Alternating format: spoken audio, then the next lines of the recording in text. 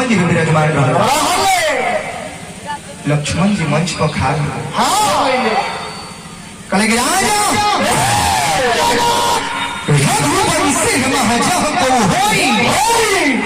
समाज असही न कोई जो ना समाज में एक भी छत्री के बालक होके उस समाज में व्यंग बानी उचित ना होगा। बरसाती छाता के तरह तोड़ दे धनुष के गुरु विश्वामित्र जी का आदेश पाई भैया राम के आदेश पाई पूरा ब्रह्मांड को उठा पटक कर दे धनुष के बात कर दे। लेकिन समय के पहचाने वाला गुरु विश्वामित्र जी विश्वामित्र समय सुन जानी बोली अति स्नेह में बानी उठा हो राम भंज हो चाहता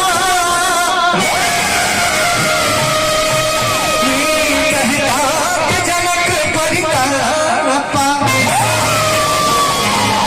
लक्ष्मण के साथ खड़ा के राम के खाल पर निकल के जा धनुष के तोड़ के जनक जी के मन के संताप व गलत फहमी के मिटा दे।